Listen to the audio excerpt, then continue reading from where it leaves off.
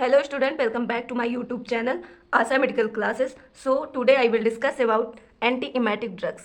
Okay. So next part में हमने क्या पढ़ा था इमेटिक ड्रग्स के बारे में। इमेटिक ड्रग्स का काम क्या होता है? वॉमिटिंग को प्रोड्यूस करना। एंटी इमेटिक का काम क्या करता है, क्या होता है? Anti that means against emetic यानी वॉमिटिंग, है ना। वॉमिटिंग के अगेंस्ट जो ड्रग्स काम करे उसको क्या कहते हैं? Anti emetic drugs. ओके, यानी जो ड्रग्स वॉमिटिंग को रोक दे, नोजिया वॉमिटिंग को रोक दे, उसको क्या कहते हैं? Anti emetic drugs. ओके, तो सबसे पहले हम इसका इंट्रोडक्शन देखते हैं। ड्रग्स यूज टू प्रिवेंट और treat nausea and vomiting by blocking receptors in CTZ, vestibular apparatus और जीआईटी।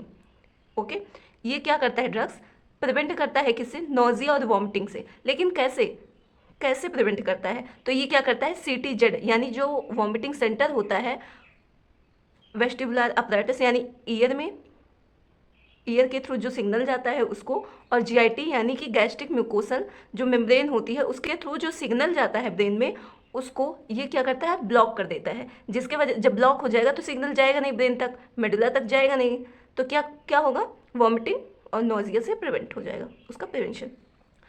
नेक्स्ट है वॉमिटिंग सेंटर होता क्या है और ये कहाँ लोकेटेड होता है? तो located in medulla, gets input from सीटीजेड।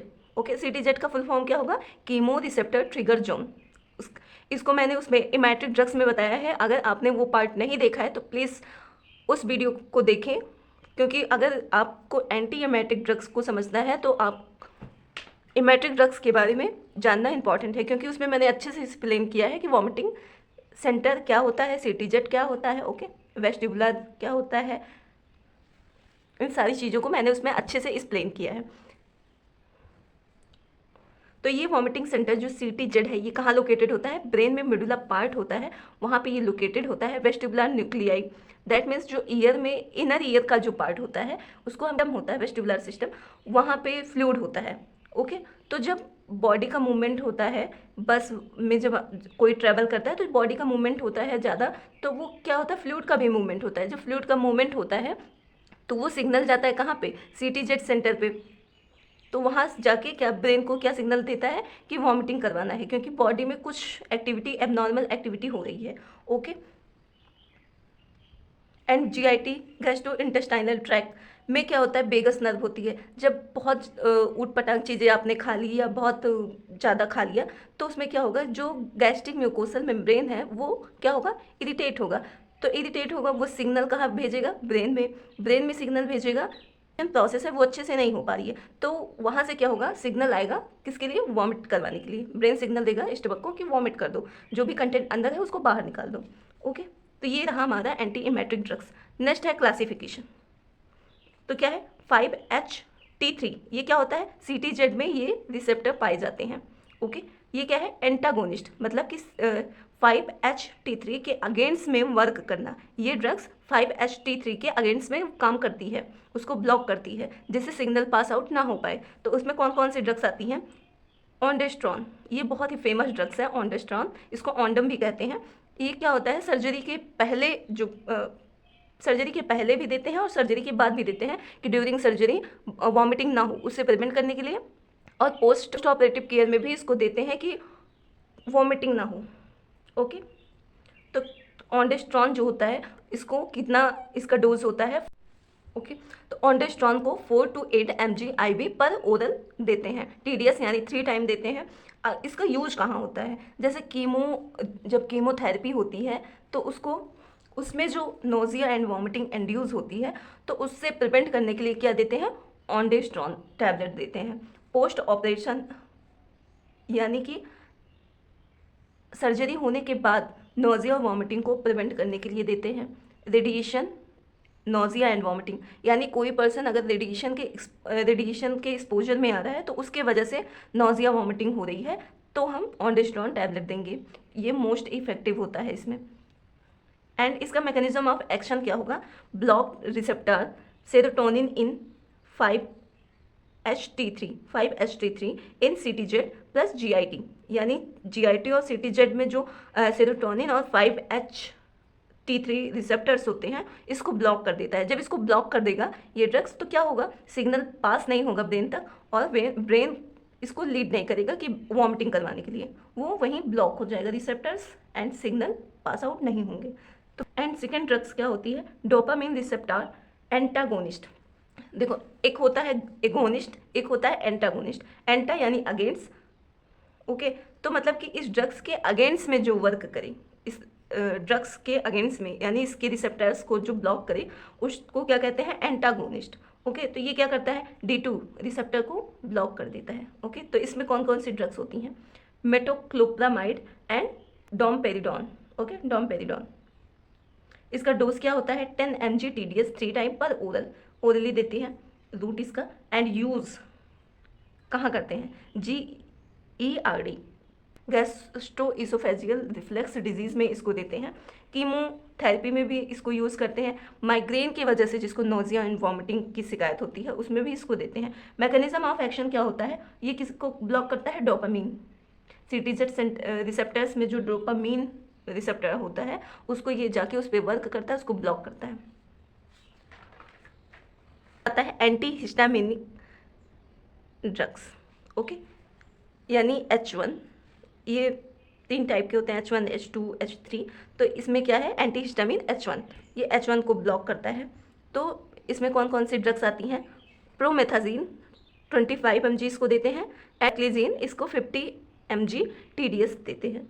Mechanism of action क्या होता है, H1 plus anti cholinergic receptors को ब्लॉक कर देता है। यूज़ कहाँ करते हैं, मोशन सिकनेस में, वर्टिगो में, मॉर्निंग सिकनेस में। जैसे कोई महिला जो है, वुमेन है, वो प्रेग्नेंट है, तो उसमें क्या देखने को, सेकंड ट्राइमेस्टर में क्या देखने को मिलता है, वॉमिटिंग, है ना। जैसे सुबह सुबह वुमेन उठी, प्रेग्नेंट वुमेन उठी, तो क्या होता है कि जैसे लगता है कि अभी वॉमिटिंग हो जाएगा, नोजिया ऐसे फील होगा कि वॉमिटिंग हो जाएगा, वॉमिटिंग हो जाएगा, तो उसको क्या कहते हैं, मॉर्निंग सिकनेस। तो उस कंडीशन में क्या देते हैं, anti histaminic H1 drugs. Next आता है एंटी कोलिनर्जिक ड्रग्स। इसमें कौन कौन से ड्रग्स आते हैं, हायोसिन आता है, पोलोरामीन आता है, जिसको हम कितना देते हैं, 0.3 to 0.6 mg। ये पैच होता है सबकुटेनियस, इसको हम लगाते हैं। मैकेनिज्म ऑफ एक्शन क्या होता है, मस्कुलैनिक M1 जो रिसेप्टर होता है इन वेस्टिबुलर में, उसको ये क्या करता है, ब्लॉक कर देता है। इसका यूज कहाँ करते हैं, मोशन सिकनेस में and post operative nausea and vomiting में। नेक्स्ट 5 आता है कैनाबिनॉइड। कैनाबिनॉइड में कौन सी ड्रग्स आती है, ड्रोनाबिनॉल 5 mg TDS देते हैं। एंड मैकेनिज्म ऑफ एक्शन क्या होगा, receptor block CB1 in brain. Okay, and use क्या होगा, कीमोथेरेपी में जो नोजिया एंड वॉमिट होता है, उसमें हम इसको यूज कर सकते हैं। नेक्स्ट 6 आता है बेंजोडाइजापिन। ये इसमें कौन सी ड्रग्स आती हैं, लोप्राजिपाम 1 to 2 mg IV देते हैं। ये क्या करता है, गाबा रिसेप्टर्स को इन्हेंसमेंट करता है, जिसकी वजह से जो वॉमिटिंग है उससे प्रिवेंट होता है। एंड इसका यूज कहाँ करते हैं, एंटीसिपेटरी नोजिया एंड वॉमिटिंग, जब कीमोथेरेपी चलता है तो उसके 30 मिनट पहले हम यूज़ करते हैं। वॉमिटिंग के बाद नहीं यूज़ करना है, वॉमिटिंग कीमोथेरेपी देने से पहले यूज़ करना है। तो हमने क्लासिफिकेशन देख लिया। नेक्स्ट आता है इंडिकेशंस, क्या क्या इंडिकेशंस हो सकते हैं। तो अधिकतर सारी ड्रग्स का मैंने बता दिया है, तो एक बार ओवरऑल देख लेते हैं कि एंटी इमेटिक ड्रग्स हम कब कब देते हैं। Chemotherapy include nausea and vomiting. जब कीमोथेरेपी किसी को देते हैं तो उससे जो नोजिया एंड वॉमिटिंग की शिकायत होती है उसको प्रिवेंट करने के लिए देते हैं। तो जैसे जो कीमोथेरेपी में जो ड्रग्स होती हैं, प्लाटिन डोक्सोरुबिसिन जो ड्रग्स होती है, वो क्या होती है, हाईली इमेटोजेनिक होती है, यानी वॉमिटिंग को ज़्यादा से ज़्यादा प्रोड्यूस करती है। तो उस केस में हम क्या देते हैं, ऑन्डेस्ट्रॉन यानी एंटी इमेटिक ड्रग्स देते हैं। साथ ही रिप्रीटेंट एंड डेक्सामेथाजोन देते हैं, जो ब्रीथिंग डिफिकल्टीज होती है उसको प्रिवेंट करने के लिए। ओके, नेक्स्ट आता है post operative nausea and vomiting. इसमें हम क्या देते हैं, ऑन्डेस्ट्रॉन देते हैं 4 mg IV, क्योंकि ये लेस सेडेशन होता है और नो EPS। तो क्या होता है, इसमें एक्स्ट्रा पिरामिडल सिंड्रोम नहीं देखने को मिलता। मोशन सिकनेस में देते हैं हायोसिन पैचेस, जैसे मिस्टलीजीन, प्रोमेथाजीन। ये क्या करता है, वेस्टिबुलर्स को ब्लॉक कर देता है, सिग्नल को पास आउट नहीं होने देता है। And GERD gastroesophageal reflux disease में क्या होता है, ये क्या करता है, इंक्रीज कर देता है gastric emptying, emptying and antiemetics. And migraine में भी इसको देते हैं, क्योंकि बहुत सारे लोगों को माइग्रेन में नोजिया एंड वॉमिटिंग फील होता है, तो उस कंडीशन में देते हैं, वर्टिगो कंडीशन में देते हैं, and radiation include nausea and vomiting में भी इसको हम ड्रग्स को देते हैं। नेक्स्ट आता है हमारा कॉन्ट्रा इंडिकेशन। कॉन्ट्रा इंडिकेशन में क्या है, इंटेस्टाइनल ऑब्स्ट्रक्शन। अगर किसी को इंटेस्टाइनल ऑब्स्ट्रक्शन है तो हम उस कंडीशन में नहीं देंगे। Hypertensive crisis. हाइपरटेंसिव क्राइसिस क्या होता है कि सडन इंक्रीज हो जाना बीपी, कितना 180 से 180 सिस्टोलिक एंड डायस्टोलिक कितना 120 mm of HG। Okay, GI bleeding हो रही है तो उस कंडीशन में नहीं देंगे। एपिलेप्सी कंडीशन में हम नहीं देते हैं। एंड अगर कोई भी बच्चा 2 साल से छोटा है तो उस कंडीशन में भी नहीं देते हैं।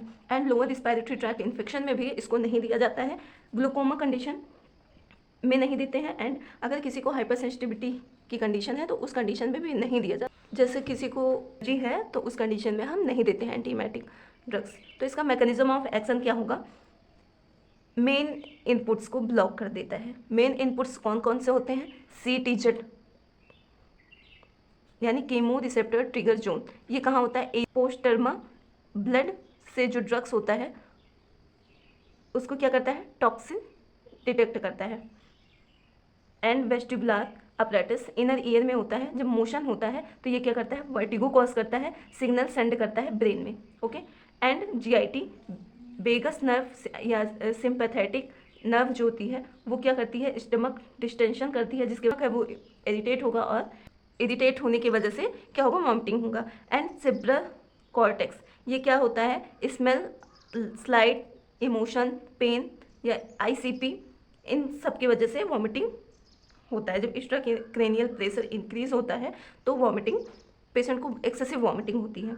तो इन सब में क्या होगा, ये 4 रिसेप्टर्स हैं जो एंटी इमेटिक ड्रग्स होगी। इन चारों में से एक से ज़्यादा जो रिसेप्टर्स होते हैं, या इन दोनों को या इन दोनों को या इन दोनों को या इन दोनों को, यानी कोई भी 2 रिसेप्टर को, एक रिसेप्टर से ज़्यादा को अगर ये ब्लॉक कर रहा है, ये ब्लॉक करता है, जिसकी वजह से क्या होती है, वॉमिटिंग प्रिवेंट हो जाता है। Okay, antiemetic drugs block more than 1 receptors then to prevent from vomiting. Okay, इनमें से कोई एक रिसेप्टर से ज़्यादा पे ये क्या करेगा, एक्शन करेगा अपना, उसको ब्लॉक कर देगा, सिग्नल ब्रेन तक नहीं जा पाएगा, जिसकी वजह से वॉमिटिंग प्रिवेंट हो जाएगी। एंड इसका साइड इफेक्ट देख लेते हैं। ड्राउजीनेस होता है, हेडेक हो सकता है पेशेंट को, हाइपोटेंशन हो सकता है, ड्राई माउथ हो सकता है, ये सारी कंडीशन हो सकती हैं पेशेंट को। एंड नेक्स्ट हम नर्सिंग मैनेजमेंट, इसको नेक्स्ट पार्ट में पढ़ेंगे क्योंकि वीडियो बहुत लॉन्ग हो जाती है। इसमें जो अभी तक हमने पढ़ा वो क्या था, अभी तक हम लोगों ने क्या क्या देखा, एंटीमेटिक होता क्या है, क्लासिफिकेशंस क्या होते हैं, ड्रग्स क्लासिफिकेशन देखा, इंडिकेशंस क्या क्या होते हैं, Contra indication, mechanism of action, side effect. And next part में हम पढ़ेंगे नर्सिंग मैनेजमेंट। ओके, इतने में आप लोगों को कहीं भी कोई भी डाउट हो कमेंट करके पूछ लीजिएगा, और इसकी मैं रिटर्न नोट्स डिस्क्रिप्शन बॉक्स में दे दूँगी। साथ ही जो नॉर्थ सेट में पूछे जाने वाले इससे रिलेटेड क्वेश्चंस होते हैं उसको भी मैं डिस्क्रिप्शन बॉक्स में ऐड कर दूंगी। अगर आपको देखना है या पढ़ना है, नोट्स चाहिए, तो आप वहाँ विजिट करके ले सकते हैं। Thank you for watching my video.